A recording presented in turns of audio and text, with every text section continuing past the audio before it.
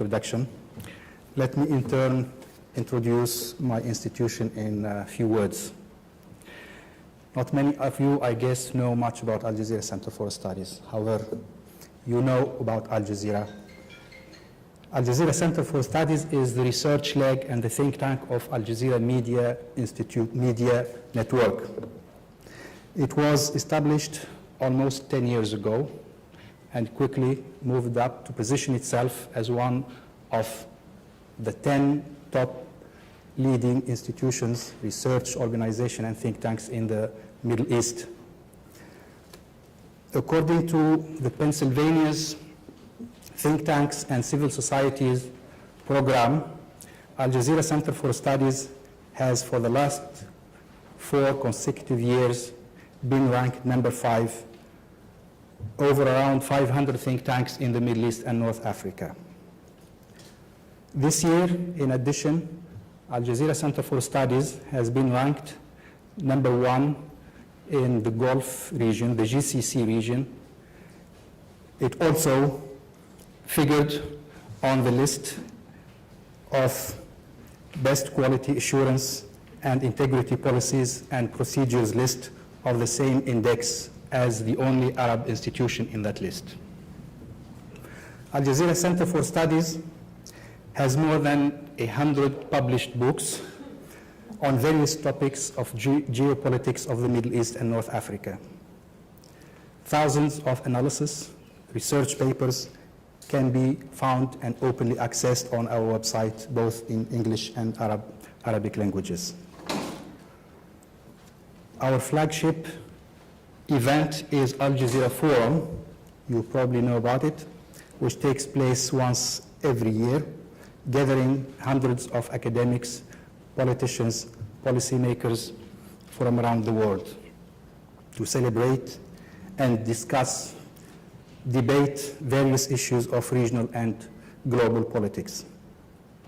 Our partnerships and collaboration programs include a long list of respected and influential institutions. Among our partners is Cambridge University in the UK, with which we have just concluded a 4-year research project on media and political transitions. It covered Tunisia, Morocco, and Turkey.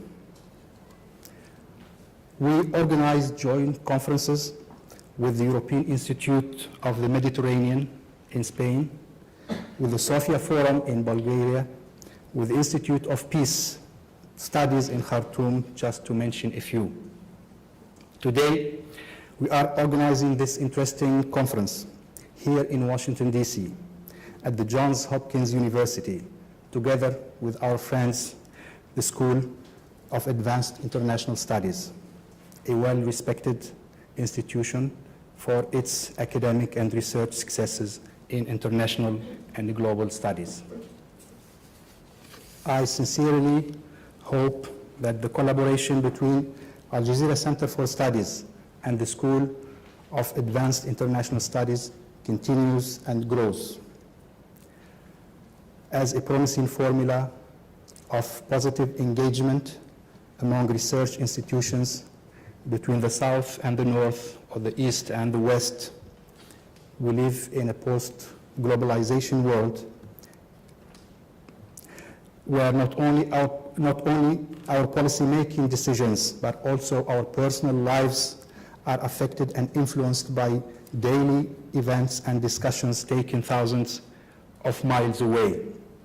As scholars, analysts, and opinion makers, we are faced with similar challenges, and we share the same desire for a better contribution in shaping enlightened and well-informed public policies, either here or over there.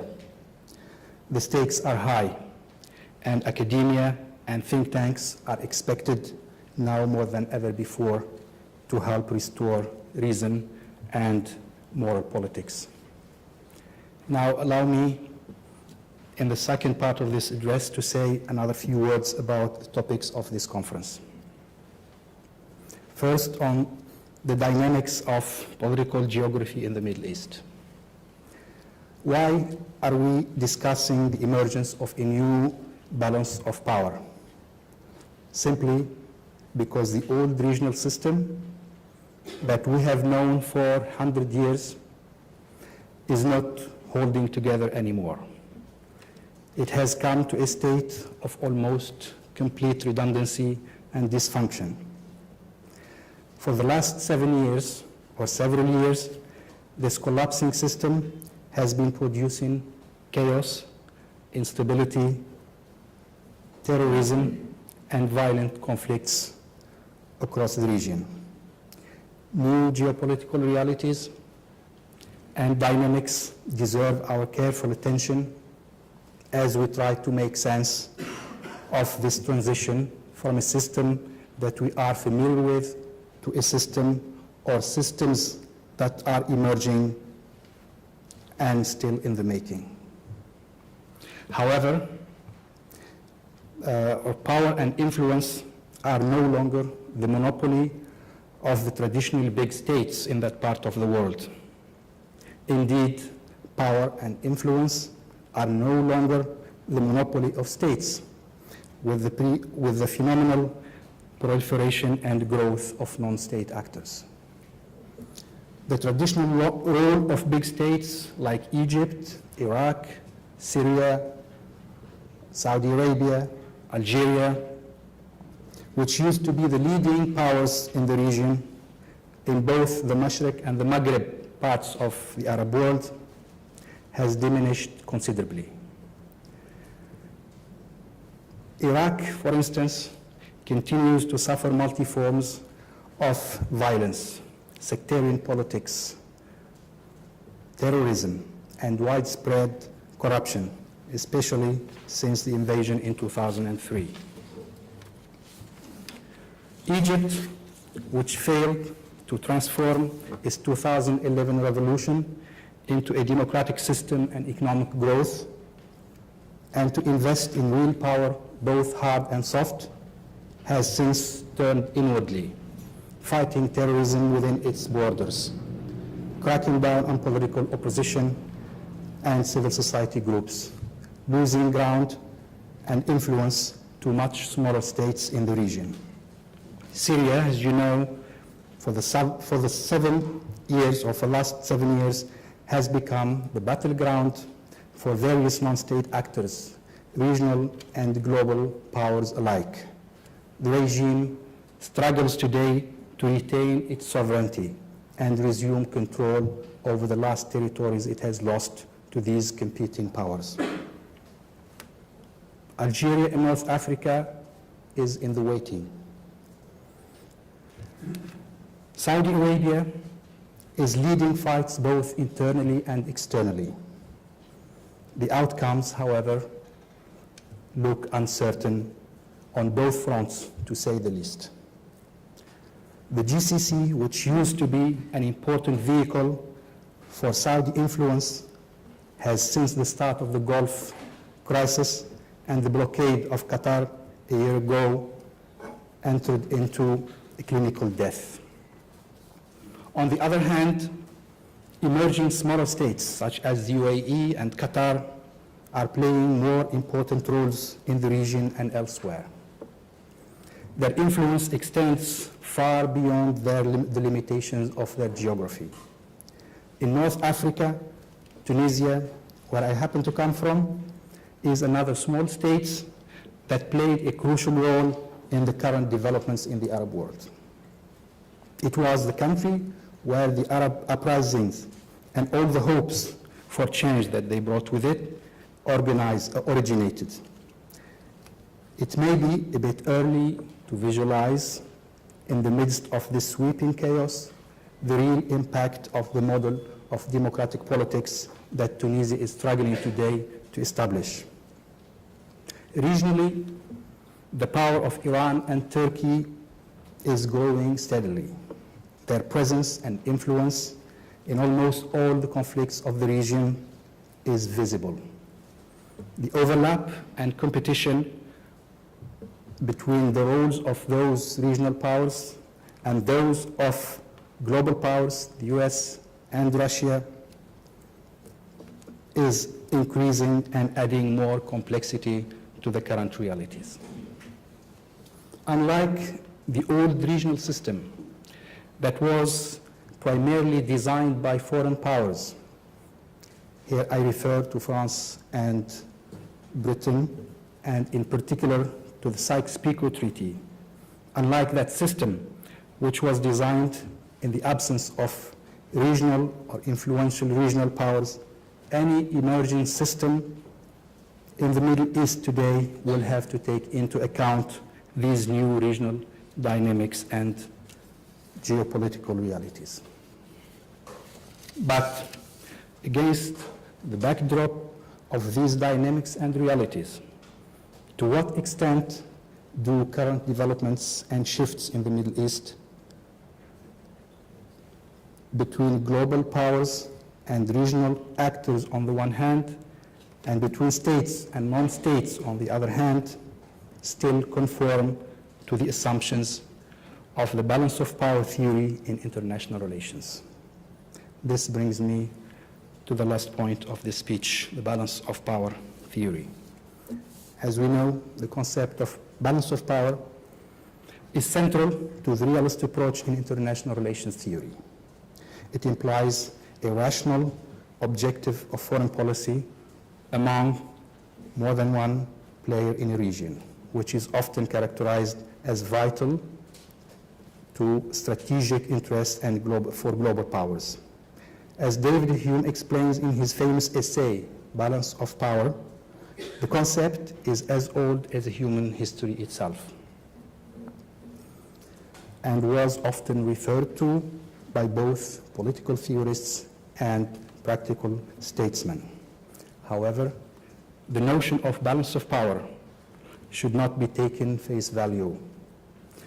Quincy Wright, for instance, argues that the predominance of the balance of power in the practice of statesmen for 3 centuries should not obscure the fact that throughout world history, periods dominated by the balance of power policies have not been the rule. With the current trend and frequency of crises and conflicts in the Middle East, the US-Arab relations are drifting towards some uncharted territories of polarization, fragmentation, and hegemonic impulses of certain regional actors. This reality seems to echo the concerns of the leading realist theorist Kenneth Waltz. In his essay, Globalization and American Power, published in 2000, he wrote, I quote, "The present condition of international politics is unnatural. Clearly, something has changed." Political realism, either classical or structural, defensive or offensive, seems to face new challenges. The growing role of non-state actors, which have mushroomed in the Middle East in the past 2 decades, has increasingly perplexed the international system as well as IR theorists. The counterterrorism paradigm struggles with numerous radical groups that have spread their ideologies from Algeria all the way through to Afghanistan. The question becomes more interesting: are we confronted with a balance of power or instead a balance of threat?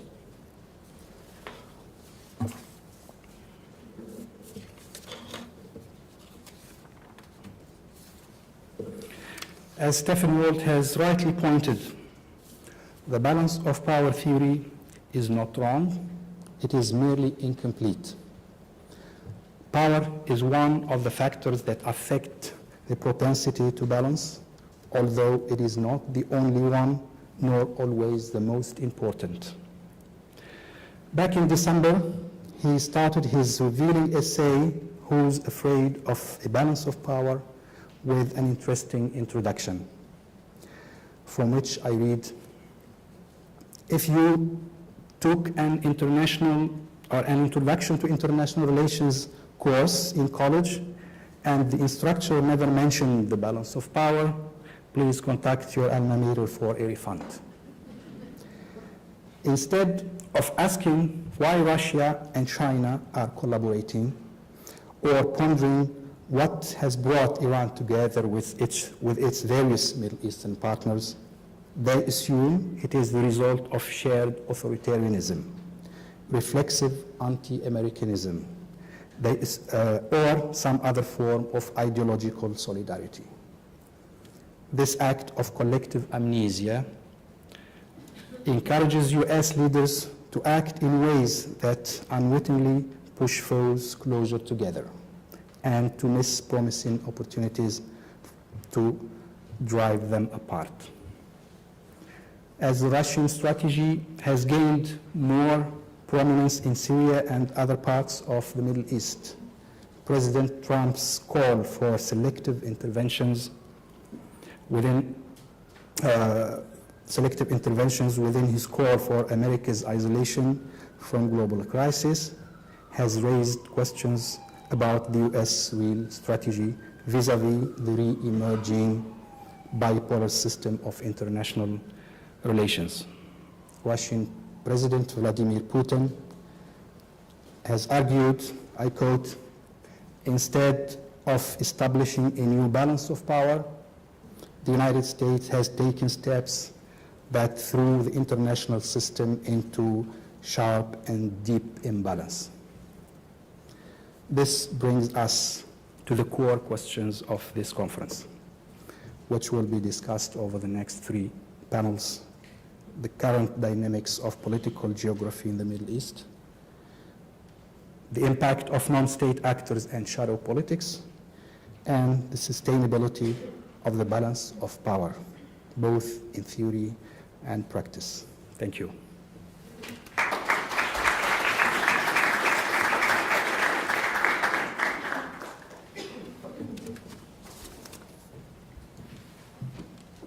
Thank you, Azadine. Let me invite the panel members for the first panel to come up here. And I might begin to introduce them as well.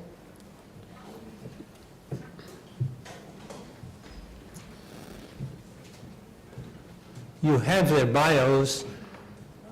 When I can, I try to introduce people with a bit of a personal touch.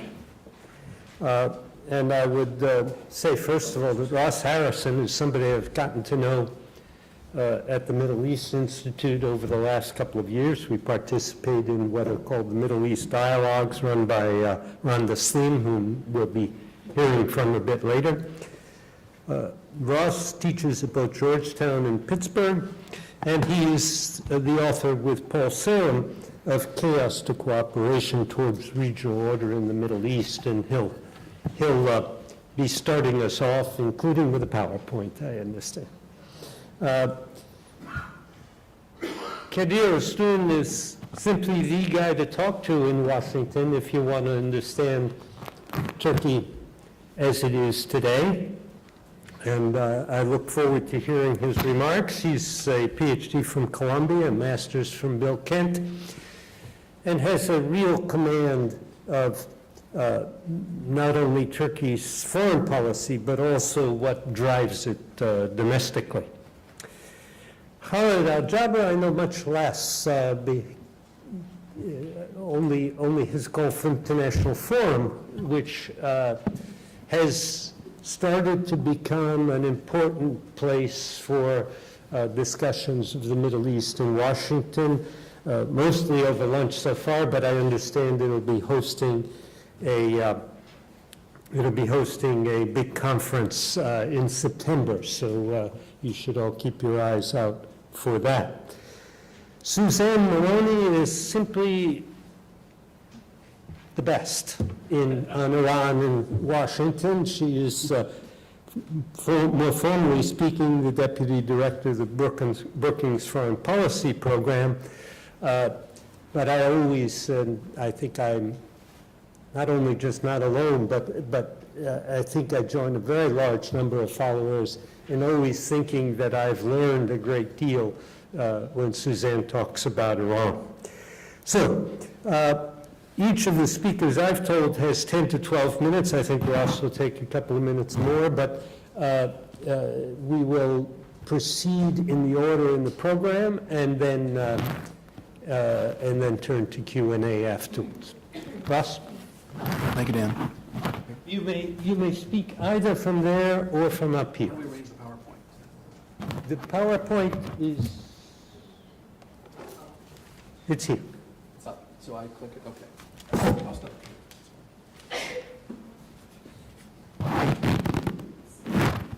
Okay. First of all, Daniel, thank you for that kind introduction. It's an honor to be here today serving on your panel along with my esteemed colleagues. I think that the topic of the conference today and this panel in particular, particularly apt, is if we're going to be thinking about strategies for the Middle East going forward, either U.S. strategies or strategies of the various actors in the region, we have to get some kind of fix on where we are in terms of distribution of power in the region. Are we heading towards a balance of power? Is that an advisable state of affairs in the region? Can we shape that balance of power, or in fact, are we potentially escalating the violence in the region further? Sorry, it's not. There we go. What I'd like to do today is talk about sort of sort of a historical look back at how power has shifted in the region over the last several decades. Because if we're going to be looking at where we are situate ourselves today and where we are today, it's important to give some kind of a historical context. And then that will set us up for a platform for a discussion of where we go from here, both in terms of distribution of power and in terms of strategy, which is ultimately where we need to be when we discuss distribution of power. One thing I can say about the Middle East today, it was alluded to earlier, it's not the Middle East of yesteryear, it's not the Middle East of our fathers. It's a region that is in the midst of a metamorphosis and a change. What we're experiencing, I believe, is the Big Bang movement of a new Middle East. I'm not suggesting that the new Middle East will be a better Middle East, but I can promise you it's going to be a different Middle East than we have potentially today and what we've seen in the past. It's the civil wars, the tragic civil wars that the Middle East has undergone over the last decade or so, the rise of non-state actors that was mentioned earlier, the intervention of Russia, United States, China, the EU, all of these things are birth pangs of a new region. And I think it's important to look at that when we're talking about distribution of power and acknowledge the fact that we are in a transitional moment. And it's important to understand that.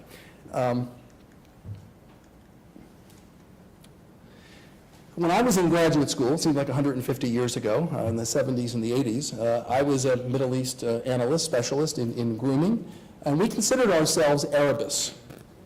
Why was that? Was it because we ignored the majority non-Arab countries, Israel, Iran, and Turkey? No. We understood the centrality of those three countries in the context of the Cold War. It was for something else, and that was that the region there were 22 Arab countries. There was an Arab centricity to the region in the sense that number one, 22 Arab countries, plus the fact that you had grievances that sort of were common to these 22 Arab countries in terms of the Arab-Israeli conflict and so forth, that kind of sucked up the oxygen in the room in terms of the conversation.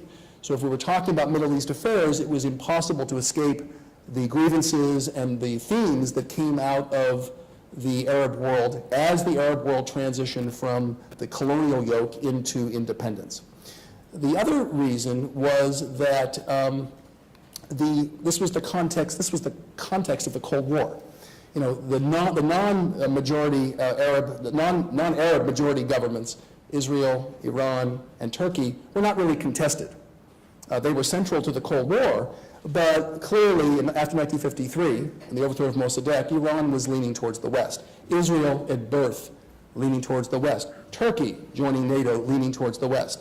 So the real battleground between the United States and the Soviet Union was really the Arab world. And it kind of aligned with the situation that we found ourselves in with the Arab world, because the Arab countries, each of them came into independence with a different set of struggles, internal struggles, regional struggles, and those struggles played sort of aligned with the struggle between the United States and the Soviet Union, both ideologically and strategically. So what you had is the United States and the Soviet Union align itself with different actors. The United States tended to align itself with more conservative, regimes, Saudi Arabia, Jordan, Israel. The Soviet Union tended to align itself with much more aggressive pro-change. We consider pro-change, at the time we considered them extremist regimes like Iraq, Syria, Libya, and the PLO. So during the Cold War, there was a sort of a balance. There was sort of a balance of power. Even though between Syria and Israel there was an imbalance, somehow the chapeau, or the theme of the Cold War, gave the region a certain parity, a certain balance of power between those that aligned themselves with the United States and those that aligned themselves with the Soviet Union. Now, at the end of the Cold War, it's fair to say that power shifted. And you might say, well, why is this guy up here many years after the end of the Cold War saying that power shifted? That's obvious. It is obvious, but I think what's more important than the power shifted is the way in which power shifted and what implications that has for today. We're living with the legacy of the end of colonial rule, and I think it's important to address that and understand that. Several things happened when the Cold War came to an end. First of all, the competition between the United States and the Soviet Union obviously ended. Each of the former allies, both of the Soviet Union and the United States, took a strategic haircut, in a way, status haircut. Each of them became, in their own way, slightly less central to American interests in the region because of the nature, these were allies that were central to, for the United States, containment of the Soviet Union. They were central to the Soviet Union in terms of pushing back against the United States in the region. All of a sudden, that competition disappears, and the centrality of these alliances takes a slight haircut. And if you don't believe me, just do a little thought experiment. Look at Tahrir Square, 2010, 2011, and ask yourself if that had occurred during the Cold War, would the United States have responded with the alacrity it did in terms of perhaps stepping away from Mubarak in the way it did? It's a counterfactual. We don't know what would have happened, but I would contend that we probably would have maybe perhaps had a slightly different outcome if it had occurred in the context of the Cold War. The second thing that happened is that not only did the Cold War end, but the patron of several of the Arab countries that, by the way, today are in civil war, or have been in civil war, that patron disappeared, collapsed, the Soviet Union. So you immediately had a shift in the balance of power in the region towards the United States. We entered a unipolar moment, but also towards United States allies in the region. Shift in the balance of power, and you found former Soviet allies, Iraq, Syria, Libya, Yemen, at least South Yemen, had been Soviet allies, and again, it's no coincidence that these are the countries that today are going through the most difficult period in their existence. The third thing that happened is we shifted our nemesis. The Soviet Union collapses, they were no longer our nemesis, and we turned our attention towards Iran.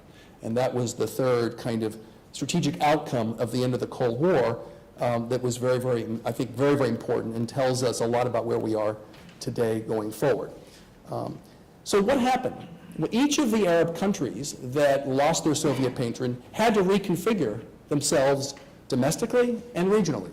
Each of the countries did it a little differently. How did they deal with the loss of Soviet military largesse? How did they deal with the loss of military aid? How did they deal with the loss of some kind of ideological framing or cover that the Soviet Union gave them? Each of them had to contend with that challenge in a different way because of the exigencies of each individual state.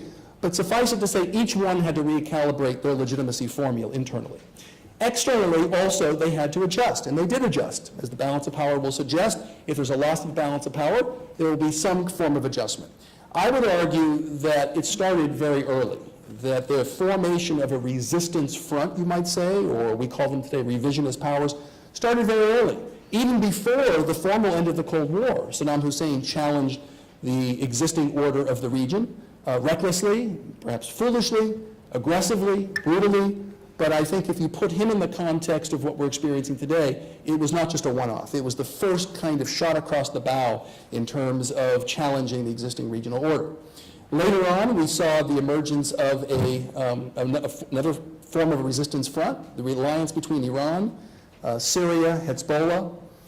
You might say, well, that's not new. That predated the end of the Cold War, and it did. The relationship between Syria and Iran got its legs very early after the Iranian Revolution, during the Iran-Iraq War, but it took on a new strategic importance at the end of the Cold War, when the United States was ascendant, when U.S. allies were ascendant, it took on a whole new strategic importance, and the formation of a resistance front formed. Why is this important? Why am I giving you this history? It's important because it created the contours of a new Cold War, not a global Cold War, and not a Cold War between Arab countries per se, but a Cold War between a combination of Arab countries and non-Arab countries. It set up different camps in the region that we have today: Iran, Syria, Hezbollah, Hamas, so forth, and then U.S. allies. And that's also important because even before the Arab Spring, even before the civil wars break out in the Middle East, it sets up the foundation for what now has occurred, what we have today, which are proxy dynamics, proxy wars. So it restructures the region in a very significant way, almost a bipolar way, or now you might see with the rise of Turkey and Iran, sort of a quadrupolar way, but, I'm sorry, Turkey and Israel, but it sets up the region for proxy dynamics. And obviously when the United States when we experience 9/11, now this unipolar moment, we go from a sort of a forward-leaning United States to a much more aggressive United States, again, solidifying the threat that Iran, Syria, and others in this resistance front feel, kind of furthering, deepening those relationships and their strategic alliance. How do we think about the Arab Spring, or now we call the Arab Winter, or how do we think about the civil wars in the Middle East? I think one way to think about them is they've become the soft tissue of the competition between these two different camps and these two different powers. The Arab order has collapsed with the early days of the uprising in Tunisia, which then spread to Egypt, spread to Syria, spread to Yemen, Bahrain, and then later the actual civil wars that ensued hollowed out the Arab world and created a series of what I would say threats and opportunities for these two different camps. And not just these two different camps. Now you have Turkey entering the fray, Israel entering the fray, seeing this security vacuum, this hollowing out that was created by these civil wars, seeing it as a context for advancing their interests, threats to their interests, dealing with threats to their interests, and also dealing with opportunities to advance their interests. And that's the context that we are in today. So in terms of the balance of power in the region, where we are is we have, at the end of the Cold War, we have essentially a region with multiple centers of power, which you might argue is a healthy thing. In many regions, that is a healthy thing, a balance of power between contending forces, right? The problem is that the security vacuum in the center of the Arab world has drawn in these powers. I call it sort of vertical contagion. The wars have sort of spread to the much stronger countries like Turkey, Iran, Israel, Saudi Arabia, drawing them into these conflicts in a way in order to advance their interests. So what has happened is we have a region that is a tripartite region consisting of the Arab center of power, led by Saudi Arabia, sort of a Persian center of power, led by Iran, a Turkey or Neo-Ottoman center of power, led by Turkey, and now we have Israel entering the fray. But this new balance of power, or you might say struggle for power, rather than a balance of power, struggle for power is not constructive. It's not functional. It's drawing in the regional powers into a death kind of spiral that we see today in the Middle East. So this brings us to the question about how does this inform strategy? Well, first of all, one thing to acknowledge before we get to the strategic piece is what has happened in terms of the global context. We've gone from a period of unipolarity that I argue sort of created this resistance front and these sort of two different poles in the region into a multipolar environment. We've got multiple actors. We've got Russia involved in the Middle East today. You might say we're actually in a new unipolar moment because Russia sort of controls the dynamic in the region. I wouldn't quite go that far, but you're clearly in a multipolar moment where you have the United States, Russia, China involving itself, the EU, on top of this sort of vortex of destruction that we've seen in the region at this point in time. So this brings us to the point of how does this link to strategy? Well, any kind of strategy has to be built on a diagnosis. It has to be built on some kind of analysis. If my analysis is correct, that the region is where it is today, not just because Iran is a spoiler. You hear a lot of that in this town, that Iran is the spoiler. They are the primary source of instability in the region. They are clearly a spoiler in the region, among many other spoilers in the region. If you accept the fact that this is a systemic, strategic, regional dysfunction, rather than just a problem that's personalized with Iran, if you accept that notion, then I think we have to look at the Trump approach to the region in that context, and at least ask the question, is this advancing us towards a new balance of power, and therefore a more vibrant, stable, and prosperous region, or are we heading towards more conflict and more destruction? So what the United States has done, essentially, is lean very hard with Saudi Arabia against Iran, lean very hard with Israel against Iran. Okay? Is there a problem with you doing that in order to counterbalance Iran? Well, assuming there was a diplomatic track open with Iran, the answer could be no. Creating the U.S. and maybe Russia coming in to kind of recalibrate the balance of power in the region could be a constructive thing. The problem is that's not really what we're doing, are we? We're really, the goal is really to sort of push Iran back, attempt to push it out of the region, when in fact it is a stakeholder in the region, push it back, and basically challenge the regional prominence of the Islamic Republic, and come down hard on one side of this bipolar kind of structure that I laid out for you. I would argue that given the diagnosis I've given you of a dysfunctional region, that this is going to lead to further dysfunction. The soft tissue, which is the Arab world that every power, and particularly Iran, has projected power into, that soft tissue still exists. And so by challenging Iran, what's likely to happen is you're likely to see Iran hunker down and entrench its interests further in this part of the world, in the Arab world, particularly in the soft tissue areas of Syria and the fragile states in the region, in order to protect its interests, in order to give it a deterrence capability and potentially a retaliatory capability. It's likely to do that. Well, you could say, well, the United States can push further and possibly disable Iran. Well, that's fine, but again, we're not in a unipolar moment. Russia is now also a player in that region, and there are risks for the United States in doing that. And if the United States does that, could we actually have not a rebalance of power, but a ratcheting up of the conflict where the closer we get to Saudi Arabia and Israel in terms of their stance vis-a-vis Iran, the closer we drive Iran and Russia and China together in kind of a ratcheting up of conflict. And I would argue that that's where we're headed with the current strategy.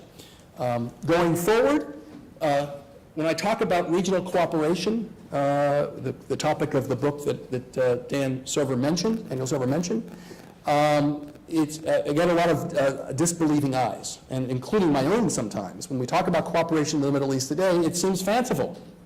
The question is there really an alternative ultimately to the region? Can the region right itself by the United States or Russia kind of backing opposite sides of a particular conflict? I would argue no. And therefore, there's no alternative eventually towards some form of cooperative agreement or some kind of cooperative structure that gives stakeholdership of the region to the major actors in the region. Iran is one. There's an Arab center of power, Turkey, Israel, and so forth. That's in my view, is the structure that ultimately has to be put in place to advance the region going forward. And so even though it may seem fanciful today, we need to be asking our question, are we advancing the U.S. and the region towards cooperation, or are we pushing it further away? And I think that's the strategic question we need to face going forward. Thank you very much. Thank you, Russ. Kadir, help us understand Turkey's role in this shifting balance of power. Thank you, Dr. Server, for this invitation and for this great panel.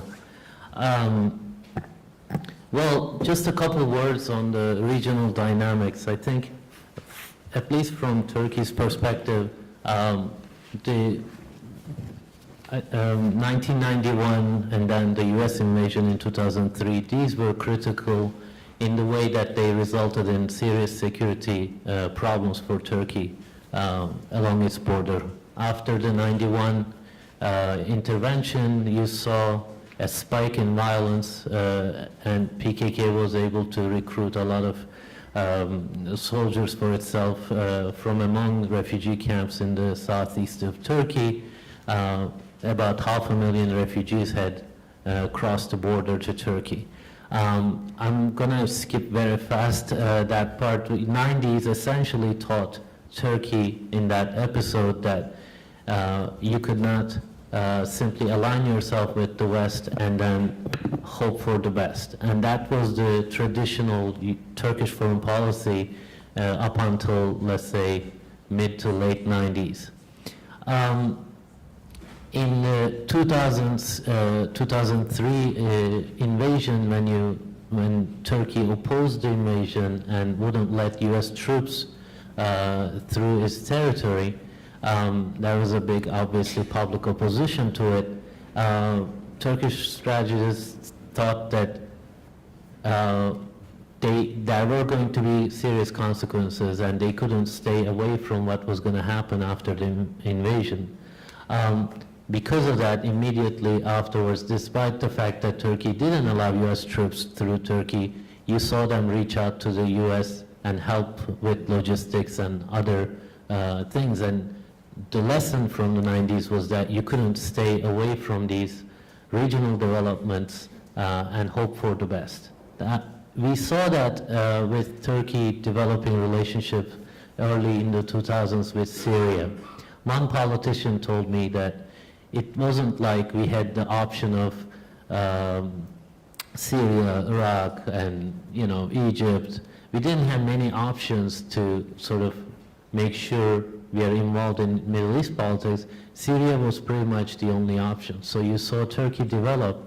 I'm not going to go into specific reasons for that, but you saw Turkey trying to develop a strong relationship with Syria while trying to make sure it's helping shape events in Iraq. Of course, you can't talk about Turkey's role in Iraq in a big way until the mid-2000s, later in the second half of the 2000s, when it struck a strong relationship with the northern Syria, with the Kurds, with KRG, mainly through energy and security interests overlapped.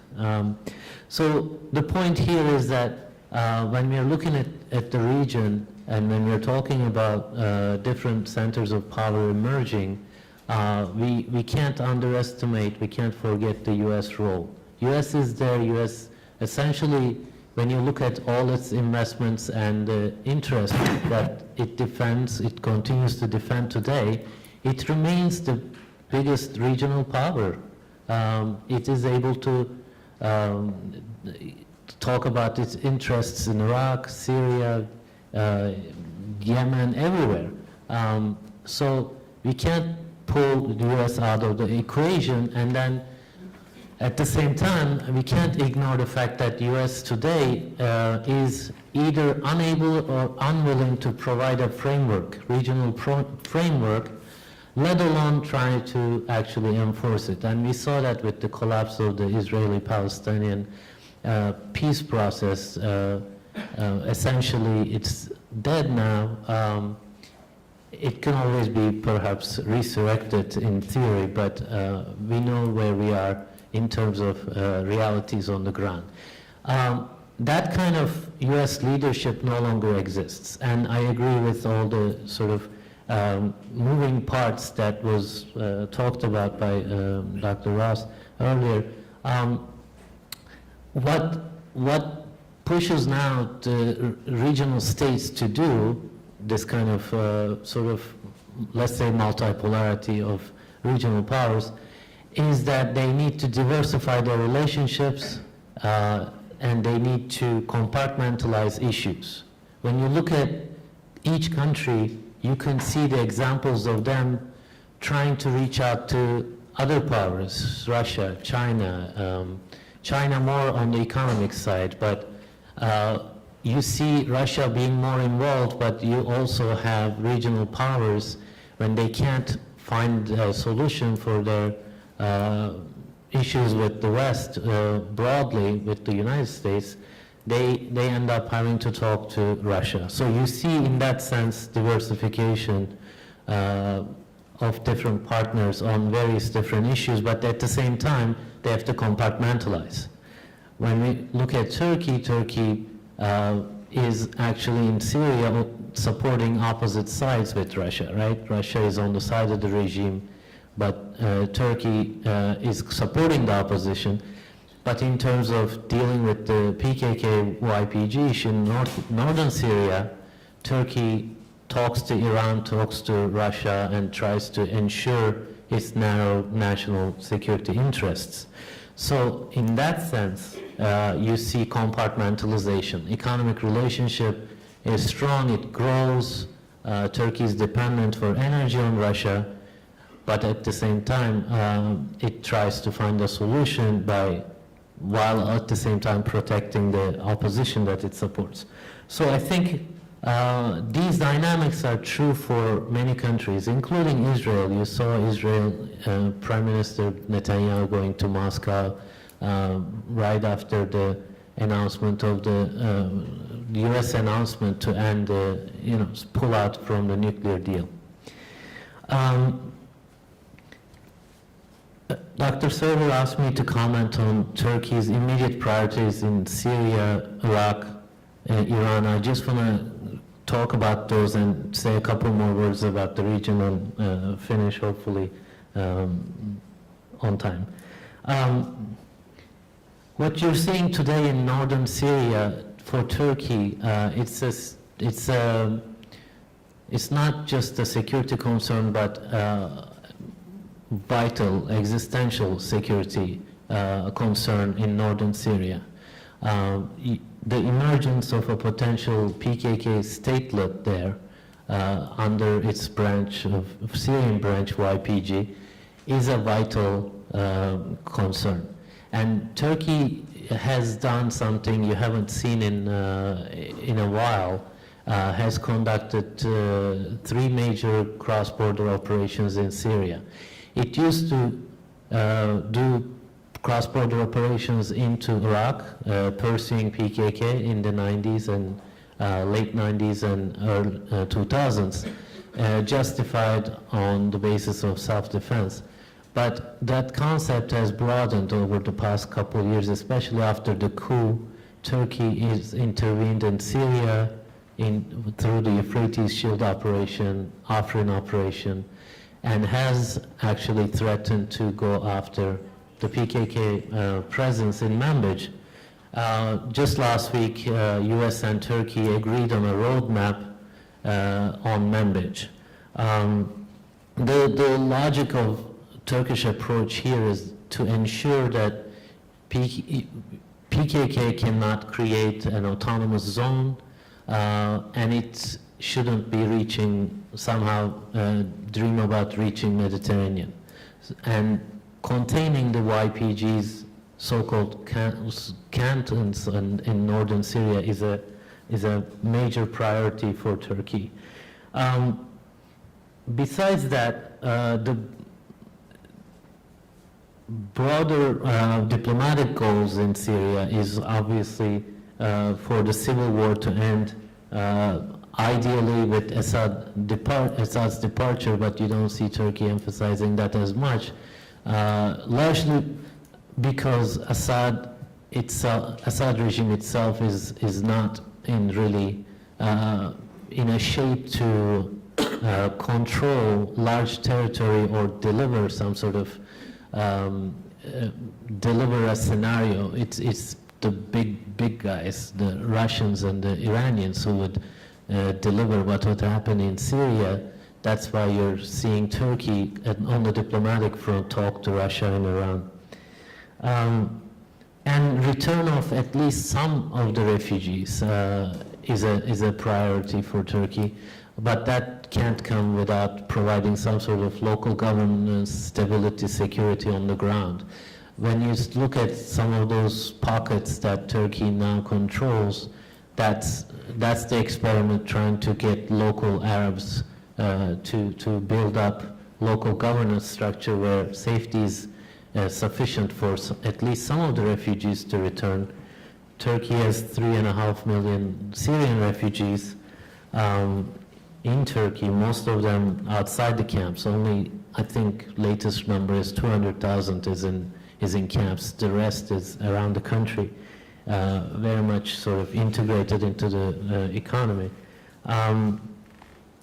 So those are kind of main concerns about Syria. Of course, the geopolitics of it is complicated. Iranian sort of assets influence in Syria is not going to be easy when the US talks about pushing back against Iran in the region. That's one of my questions later. How much and how far are they going to actually, let's say, hit some Iranian assets in Syria? They may try. I think it's going to be, I don't think they will really try, but various countries will have to content themselves with some of these regions of influence in both in the north and in the south. So some reduction in Iranian reach and influence in Syria would help Turkey theoretically, but don't forget that Iranians recently talked to Turkey about confronting PKK as well, helping with PKK.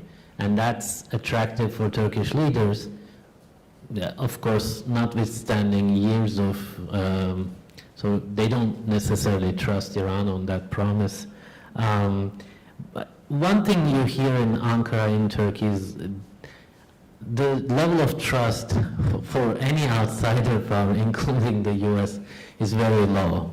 That's why you see Turkey more sort of emboldened to take the matters into its own hands. And I think that is not unique to Turkey. All these regional powers, as I said, they try to diversify and compartmentalize, but also they realize that they can't rely on outsiders as much. Similar security concerns in northern Iraq, PKK. Right now, Turkish army is near Kandil Mountains, and it's threatening to conduct operations there as well. An energy relationship with KRG. When I was sitting there, I just remembered only a year ago, we were actually, Dr. Server, with you actually, we were discussing the referendum and KRG independence. And it's only a year ago, and there's no way today that we can really imagine. That just indicates the kind of unpredictability in the region. So many things can change within a year. We'll see that.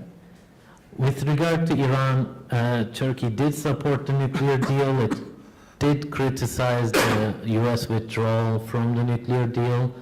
One of the central concerns is stability for Turkey, because Turkey is on the ground, it has military assets, etc. on the ground, but it doesn't, it prefers stability because that's where its strengths lie, economic strength, etc. So any kind of effort in the region that would destabilize and cause another war is a no-no for Turkey. So on the one hand, with respect to Iran policy, Turkey is uncomfortable with Iran's regional activities, quite a few of them. But at the same time, if the US wants to seriously come after Iran, and then you have escalation, especially through Israel, right? Israel hits Iranian assets in Syria, you have escalation, conflict. That's just not good for Turkey overall. So you have, on the one hand, Turkey is willing to maintain good relations with the US, but if the US actions cause those kind of conflicts in the region, it's going to be a problem. And sanctions will not help Turkey. Turkey is dependent on Iran and Russia for energy. It imports a lot of gas and oil from Iran, and it needs to pay them back. Sanctions create huge problems for that.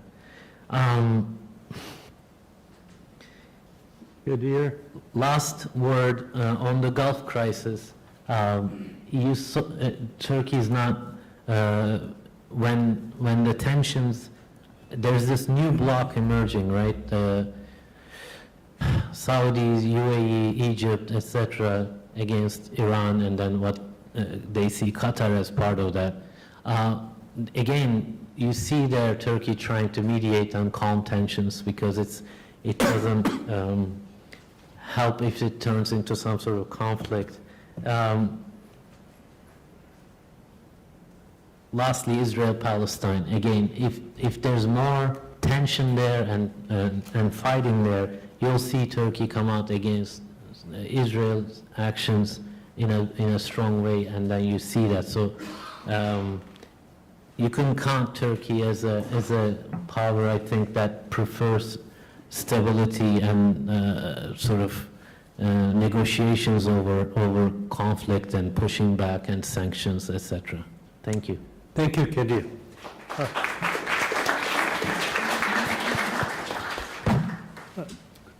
Khalid, Kadir describes Turkey as hedging, compartmentalizing, intervening a bit, but also favoring stability. I'm hoping you'll enlighten us about Qatar's perspective as well as any other topics you wish to address. Thank you, Daniel. Thank you so much for Johns Hopkins University School of Advanced International Studies, and thanks for Al Jazeera Center for Studies, actually. And we appreciated Al Jazeera still holding in their policy to bring opinion and other opinion in the region that going all toward one opinion and try to dominate every perspective. I just first would like to ask you as audiences, how many people knows Muhammad Salah? Okay, quiet. It's almost all people here. I was actually concerning about the American audiences, and it seems like a lot of people knows the name. The reason I'm asking that question, because after a few days from now, we all, maybe most, we're gonna watch the World Cup. In Middle East, we call it football, here in soccer. It's funny to talk about sports and political conferences, but actually it's not. Because the happiness and satisfaction now in the Arab world, just a few. And it seems the soccer, it's to bring them together, even with their differences.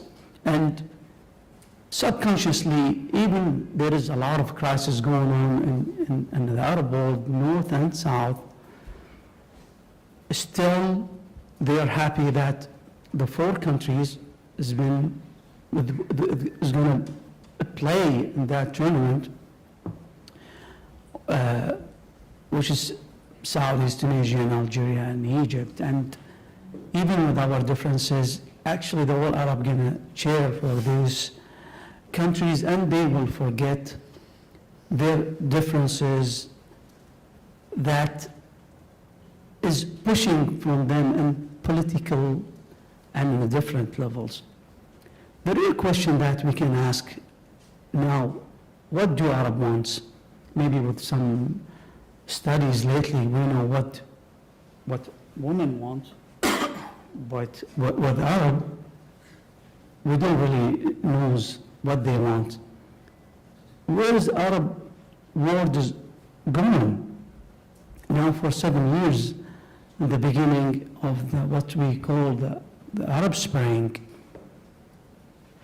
year after year, it's become worse. We thought we're going to reach some point that they will realize what's going on, internal and external, at least get together and think about the future. But it seems day after day, it's become worse than the other day. The Arab world now today experience a wave of political unrest, open political crisis, civil war, and a counter-revolution. Some sees this as manifestation of the dynamic of a harsh and difficult transformation, but the others see it, mostly in the Arab world, as an external conspiracy that to produce Arab Spring.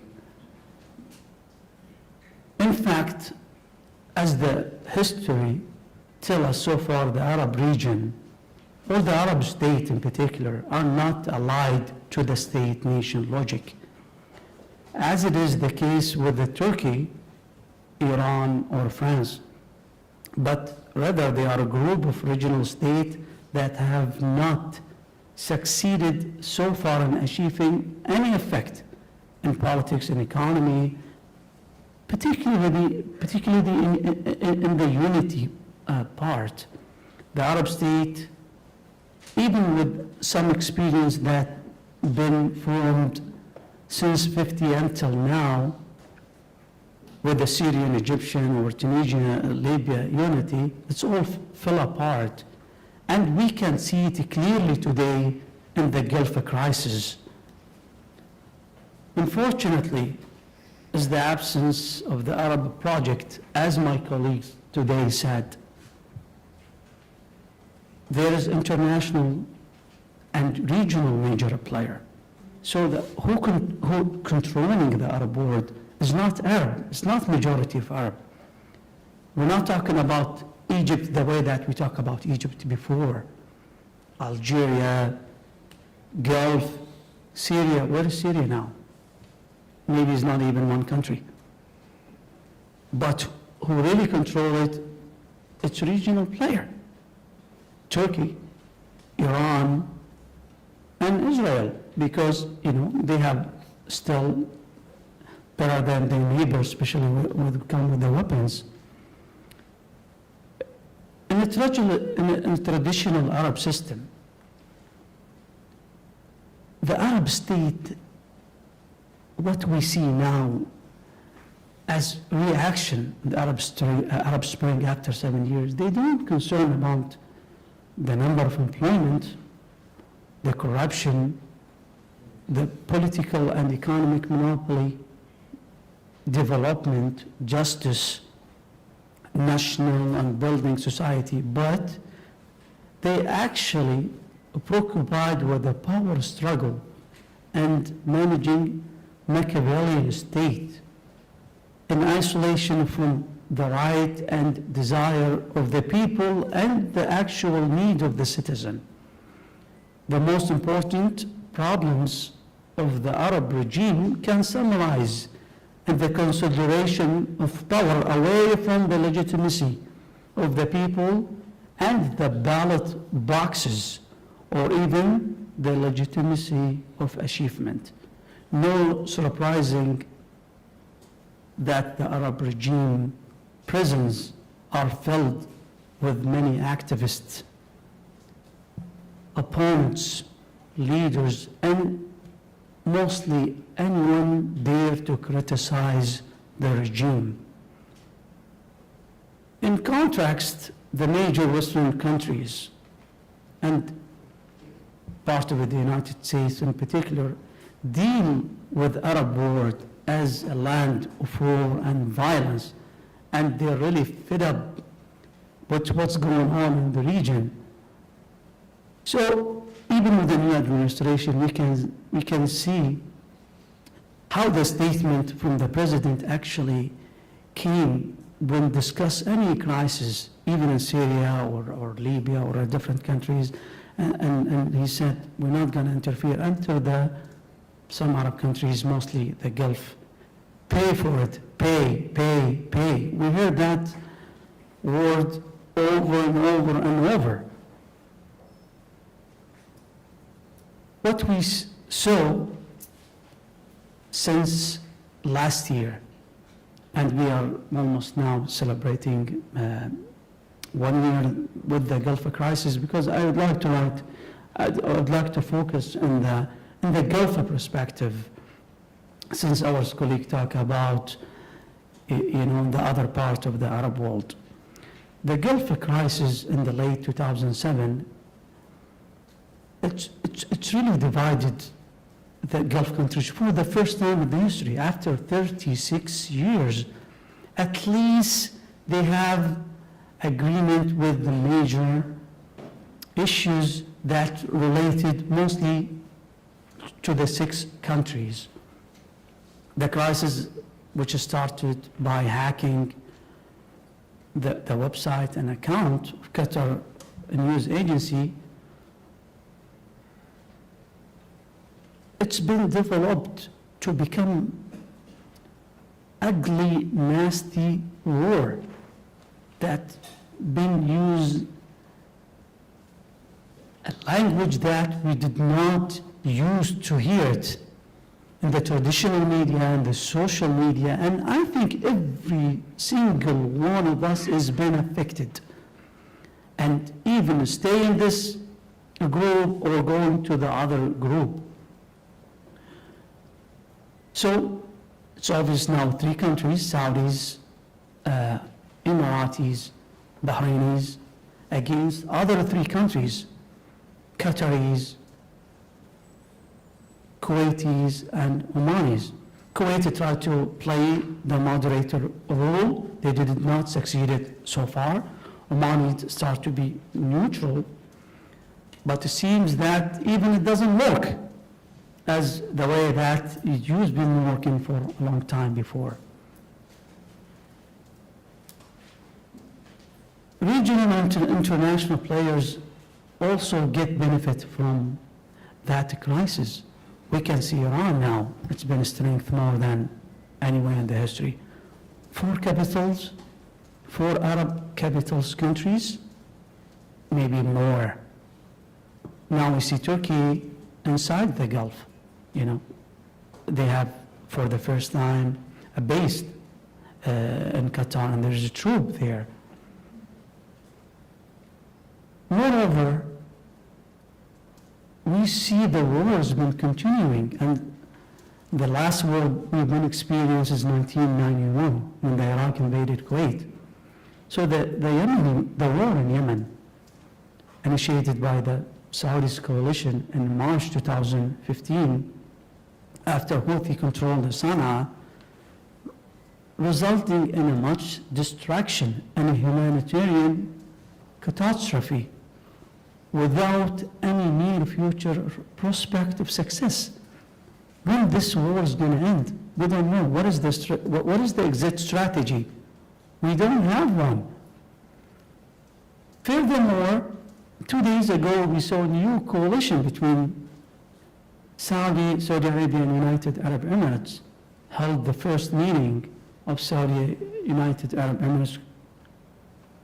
They call it Coordination Council, and announced 60-month strategy.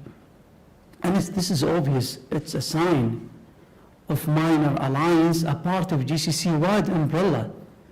And the funny thing, the Coordination Council did not even include their strong ally, Bahrain. Even Bahrain is included. So the first time the unity has been divided even for 1 or 2 countries against the others. So in the other part in the Gulf, we can talk a lot about Iran.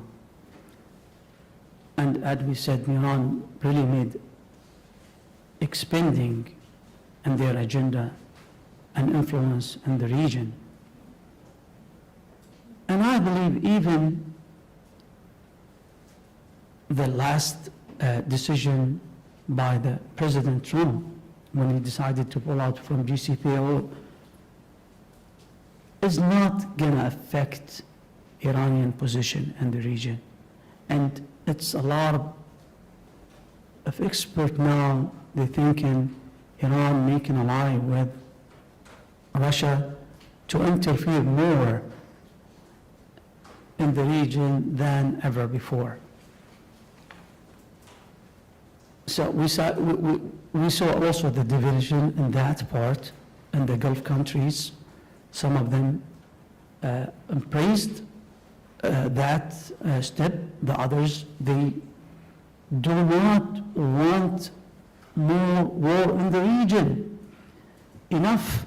We cannot handle it anymore. We see the division also in the European Union. It's not just in the Gulf and the Arab world. Oh, One more? Actually, I can go for 30 minutes. I know there is no time, but it seems now it's going to be a new alliance and coalition in the region, whether formally and informally. And we scared something can happen. Maybe it's not a major military war, but who knows, it is still possible. Thank you so much. Thank you, Howard. Suzanne is obviously an elephant in the room. It's all yours. Thank you very much to Dr. Sherwer for the very kind introduction and for the invitation to be here. And thanks so much to SAIS, to the Al Jazeera Center, and to all of you for coming out here today. I'm going to try to speak relatively briefly to leave a little bit of time for discussion, and also in recognition, simply because we've already been talking about sports, I have a sense that the entire population of the city of Washington is going to shift within the next 15 or so minutes when the victory parade for the Capitals begins at about 11 o'clock. So let me try to make a few points about Iran. Obviously, Iran has loomed large in our conversation already today, and I expect that will happen throughout the course of the day, because Iran is, in many senses, the new center of gravity in the Middle East, in a way that both positive, I think, in terms of focusing the mind of American policymakers on the need to sustain an engagement with the region, but also, of course, quite negative in terms of both the influence that Iran has across the region and in terms of the extent to which Iran tends to drive what I think some of the prior speakers have already indicated are relatively counterproductive strategies on the parts of both regional actors and Washington. I'll make really just three big broad points with a little bit of detail on each, and look forward to engaging more in the conversation over the minutes that we have left.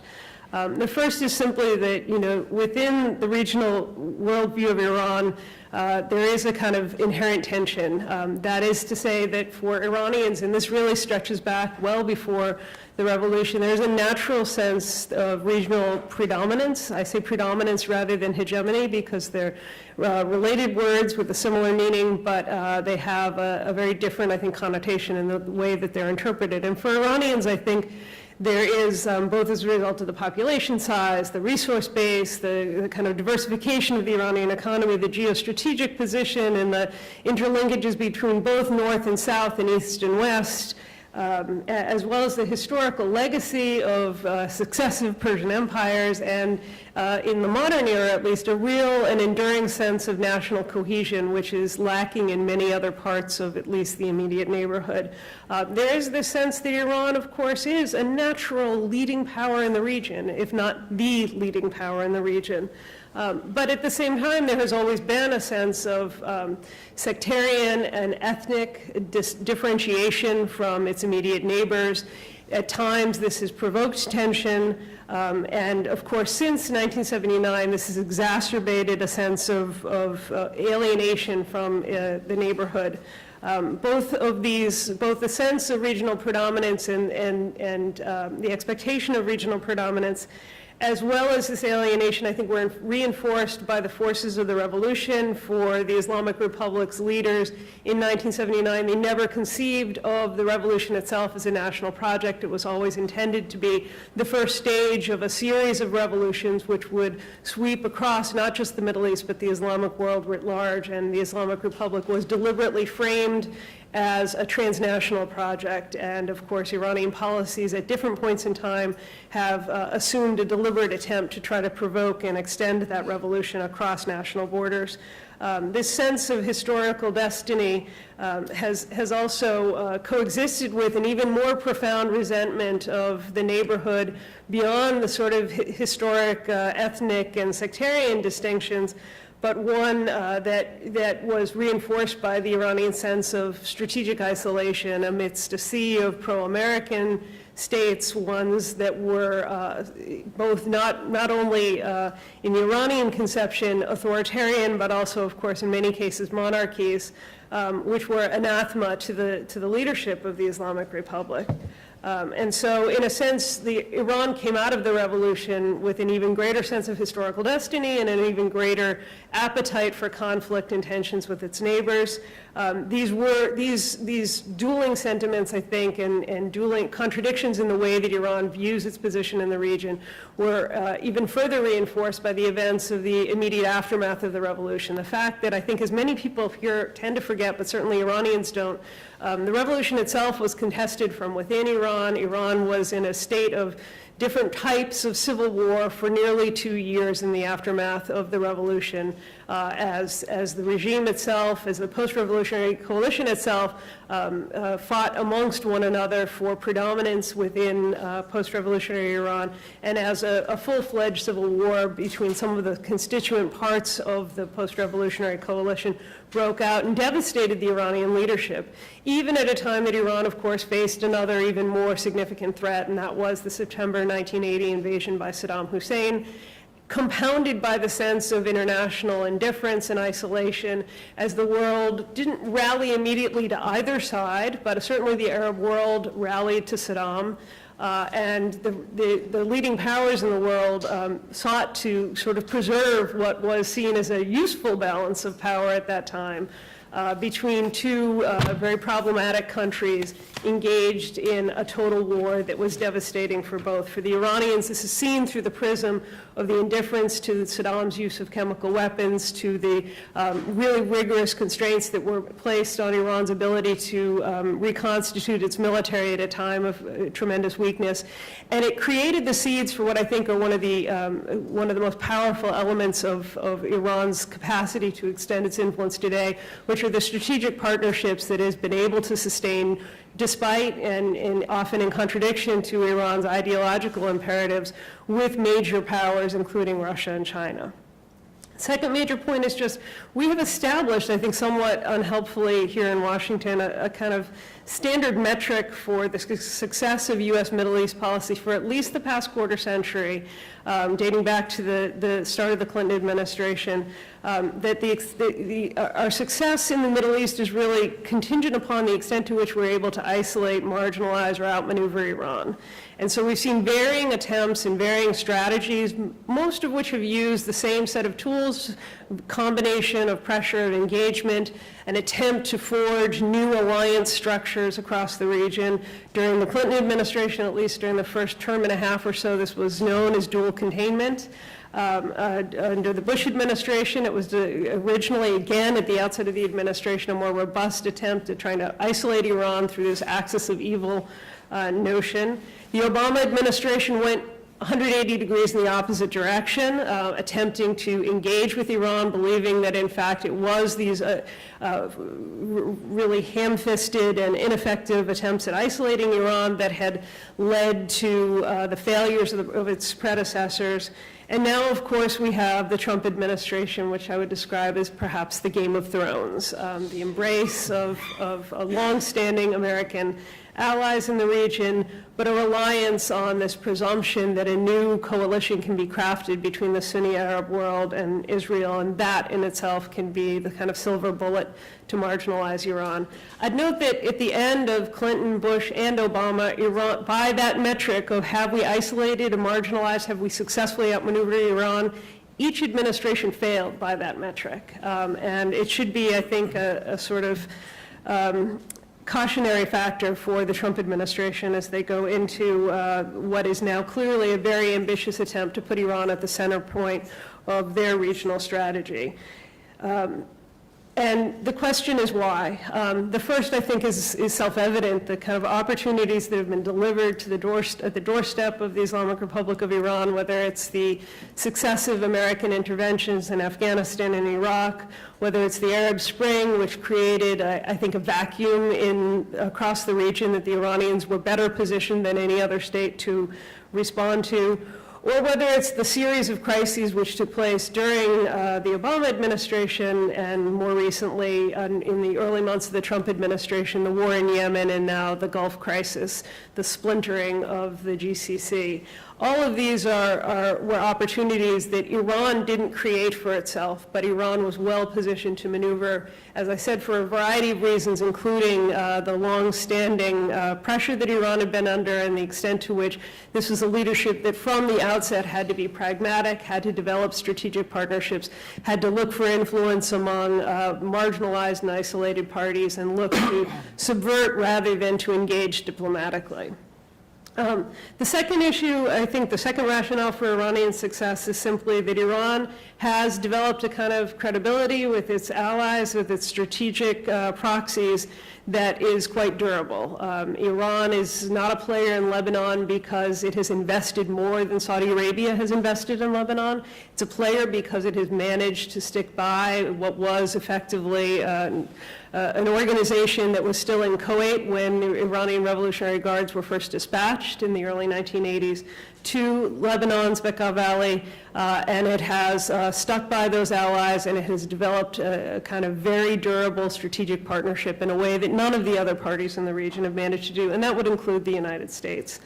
And finally, I think, and this is probably to some extent redundant, but I think that the fundamental missing piece that has facilitated Iran's continuing predominance in the region is the absence of a viable Arab rival. Iran has, of course, a number of adversaries across the region, but they all rely on the United States offshore balancing in order to sort of take on Iran directly. And they have at various points in time, particularly in the aftermath of the liberation of Iraq, simply absented themselves from the scene.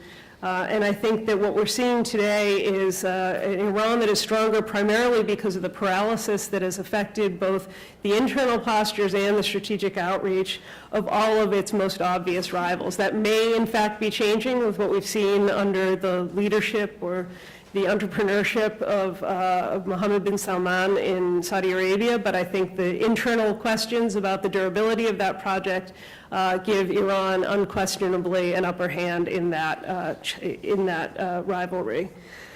Let me just conclude by saying that Iran, I think, is in one of the most difficult positions that we've seen since the Islamic Revolution, and that is not primarily because what the Trump administration has done most recently in terms of withdrawing the United States from participation in the Joint Comprehensive Plan of Action, but it's because of the internal forces that have been bubbling up within Iran, the extent to which there is a generation of Iranians which has felt excluded from the benefits that have been created by the Islamic Republic but have been distributed unevenly, by the sense of frustration that is growing with the inability of the Iranian leadership through successive projects to try to moderate and reform both domestic and international politics and policies to actually extend those benefits across the population by the literacy and engagement with social media, the capacity of Iranians to understand the world beyond them, and to organize very quickly. It's still a very inchoate challenge in the sense that there isn't a leadership, there isn't a strategy,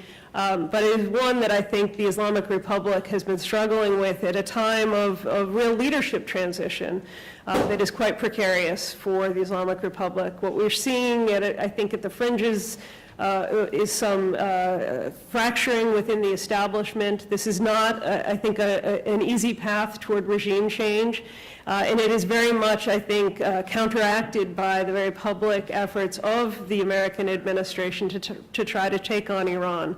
But remember that the fundamental priority for this leadership in Iran is regime stability and regime preservation. And the extent to which these challenges will begin to create a different set of priorities for the Islamic Republic, I think was quite interesting to watch. Unfortunately, by withdrawing the United States from the JCPOA, the United States has certainly upped the ante in terms of economic pressure. It's, I think, quite possible that we'll see a crisis of confidence within the Iranian economy. There was a run on the currency earlier this year. We're seeing, people desperately trying to get their hands on gold coins in Iran today as a way to try to park their wealth and avoid what is a spiral of the domestic currency. But fundamentally, what it will also do is, I think, provoke a rallying around the flag for the Iranian people. This is a regime that is incredibly well practiced at evading sanctions. They can benefit from the sympathy of much of the rest of the international community that was opposed to the Trump administration's decision to try to unwind the JCPOA. And just to conclude with another reference to sports, since we've already talked about Mohammed Salah, I thought it was worth pointing out that, one of the impacts of sanctions has been that Nike has announced that it will no longer be able to provide the official uniform and soccer boots for the Iranian national team, which of course has its first World Cup match on Friday. This is the kind of action that for Iranians simply reverts the mentality toward to the early 1980s in the sense of encirclement and isolation from an international community that is wholly indifferent to its concerns and aspirations. And I think that that's indicative of the kind of at least short-term reaction that we're going to see to the pressure that Iran has been put under at a time when it might yet have been possible to begin to think about what could come after the Islamic Republic. My guess is that we're likely to see the endurance of this regime. Thanks.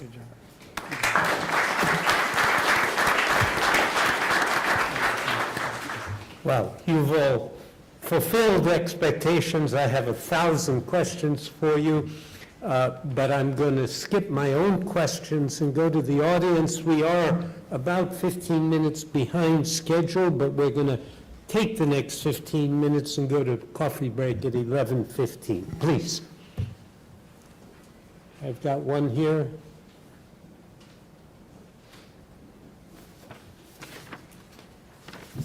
Thank you. Please stand up and introduce yourself and keep it short. Yeah, so I just wanted to reframe this.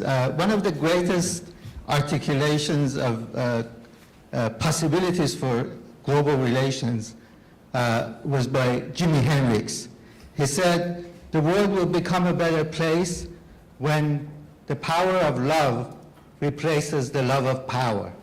Love of power is a disease. It's like cancer.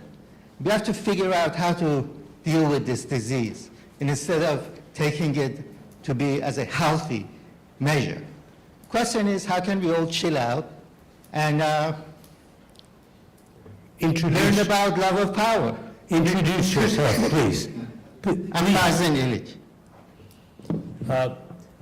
Who wants to take that on? Is there a way that we can at least dull the edge of power in this situation? Ross? Yeah, I mean, I think it's an excellent question. I think it's clear I think what's most important is to understand power, not to dismiss it, because power is, particularly in this region, there's not much elasticity in the region that allows power shifts to occur without some kind of disruption. So I certainly would like to see more love in the Middle East. I don't have much hope of that occurring. But I think understanding power, understanding whether in fact we are seeking a balance of power, and is that a constructive balance of power, I think is probably the most important thing in terms of being able to think about the region transitioning from where it is today to where it might be in the future. Thank Can I you. just add one quick point, that one of the power shifts we're seeing already, it hasn't yet made its way, I think, into the heads of Washington policymakers, but it will inexorably change the way the world interacts with the Middle East, is the extent to which world reliance on oil exported from the Middle East will steadily decline over time as a result of technology, as a result of the changing balance of supply and demand. And while prices have spiked again, thanks in part at least to the Iran sanctions, fundamentally it's unlikely that we're going to get back into a kind of competition for access to regional oil supplies in a way that has really defined the way that Washington views the region. And that over time may force the region to engage more directly amongst itself to try to sort out the conflicts. I would also note that the region, and here I'm stealing a bit from the Middle East Institute's activities, which Ross and Rhonda Sleem and others are involved with, the region is almost uniquely devoid of regional structures, regional security organizations, dialogue opportunities, citizen diplomacy. It's just astounding how little normal bridges have been built throughout the Middle East. This suggests to me that there are enormous opportunities to dull the edge of power and to make people feel more mutually dependent rather than mutually hostile. I just want to add a quick thing. I think our problem in the region we love the power so much. And, you know, for 1,500 years, the people who come to the top, they don't want to leave. So there is a lot of love, but for a specific thing. You can see love in our song, Arab, Persian, Turkish, but when it comes to experience it, we don't see it a lot. So maybe regarding to your question now, you can see soccer, you're gonna have more fun and love power. Let me take, okay, Kadir, I heard I you guess speak up. I'm not gonna chill. Are you going to speak up for love? Well, I think, again, I want to bring back the point about exceptionalizing the Middle East. You look at the U.S. now. We have dialogue, right, negotiation, et cetera, and look where we are with Canada and Mexico and the emergence of anti-immigration sort of populism in Europe, etc. All these forces are happening, are threatening and sort of challenging the traditional power structures in the West as well. I don't agree that we should attribute love of power to the Middle East and stuff like that. So just wanted to mention that. I'm going to take two quick ones now. Let me get you and you. Two of my students, I'm afraid to say. In view of China's Silk Road interest in renewing it, listening to the panel today. It's hard to hear you, I'm sorry. My question is, aren't we overlooking a potential other regional actor in power in terms of China in the long term because of their Silk Road interest? Aren't they eventually we've seen that historically China from 20, 30 years ago to today. So projecting 10, 20 years ahead, aren't we overlooking the potential of China being a regional actor in power as expressed primarily now their interest in the Silk Road and other interests of China? Let me ask you to pass that back to the young lady behind you, right there. Thank you. Emma Bates, a student here at Johns Hopkins. He actually asked very much of what my question was, but I'd like to add Russia into that. We've seen Russia step in where we've pulled out, and then also China's investment projects. Which one do the panelists, all of the panelists, see as being a greater threat to American interests in the region? I'm Diane. I'm a former SCI student and director of programs at the Qatar America Institute. My question is for Dr. Al-Jaber. I think that the blockade is displaying the unraveling of a new balance of power in the Gulf specifically. Can you talk to us more about the timing of the blockade? Why did Saudi Arabia, Egypt, the UAE, and Bahrain decide to levy this blockade a year ago? Why have mediation efforts failed? And what is on the horizon for the crisis? And anybody is welcome to respond to that. Okay, so three questions really, one about the blockade, one about China, one about Russia. Ross? Sure. You know, I think it was mentioned earlier that Iran didn't create the crises in the Middle East, they benefited from it. And I think when we look at China, I think to some degree the withdrawal of the JCPOA is going to ultimately, long-term, play into the hands of China. China doesn't have to do a lot right now, other than trying to cement through this. I think you mentioned the Belt and Road Initiative, and you mentioned the Silk Road. I think it doesn't have to necessarily involve itself in the security dimensions of the Middle East conflict in order to benefit from the security situation that it has today. So I think China is part of this sort of multipolar polarity that I spoke to. I think China is part of that, but I think China is probably going to play the long game. The shorter game is going to be played by Russia, and you're seeing it play out right now. They don't have quite the long-term horizon, I don't believe, that China has because of some of the structural problems of Russia. So we see Russia doing something that the United States has been unable to do for many years. It's been able to talk to everybody in the Middle East. It's really striking. It can talk to Iran, it can talk to Turkey, it talks to Israel, talk to Saudi Arabia. something the United States has sort of lost. The power to convene is something that's been lost. So I think, at least for the short and medium term, until the United States figures out what its strategy is for the region, Russia is likely to remain one of the kingmakers in the Middle East. I don't think long-term that's a sustainable kind of position for Russia, but I think in the short to medium term, I think it's going to play out pretty well for them. And hopefully for the region. How about sorry, Kadir, did you want to comment on Russia and China? Well, I think it will depend on the U.S. as well. In the Obama years, we heard that we just can't afford a lot of investment in the Middle East. Brzezinski's discussion was about, next century is going to be an Asian century, and how we are going to deal with it will define the U.S. Are we going to have sort of this peaceful transition and somehow accommodate them, or is there going to be a conflict?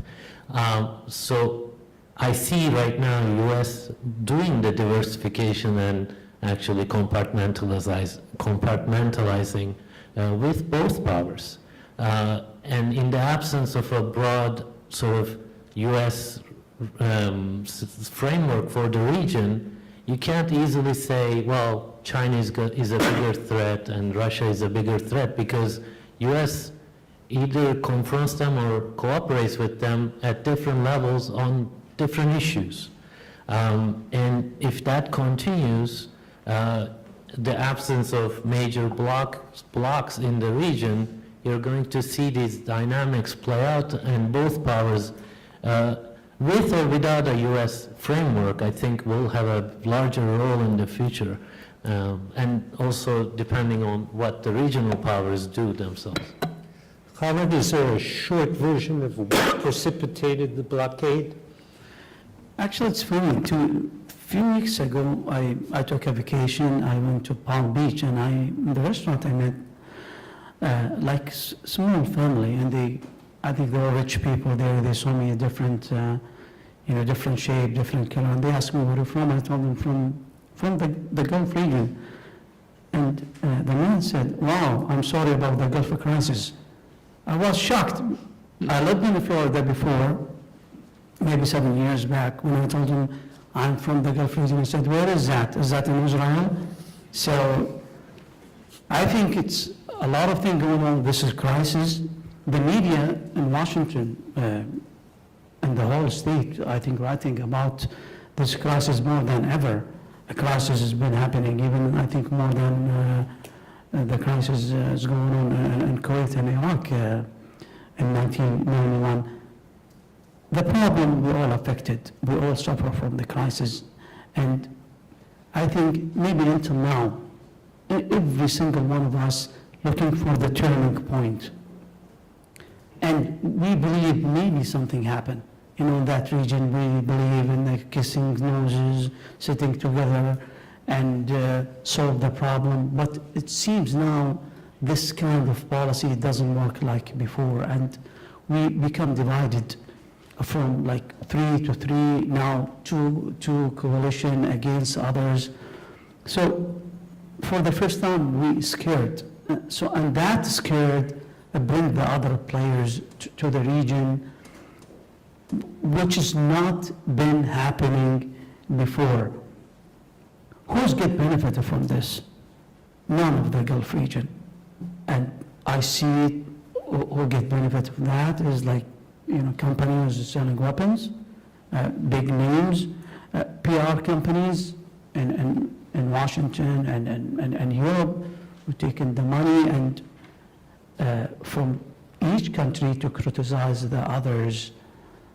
How long this gonna last? Every one of us looking for Camp David in September. Are they gonna solve the problem? We don't know, but maybe it could be the first step for something.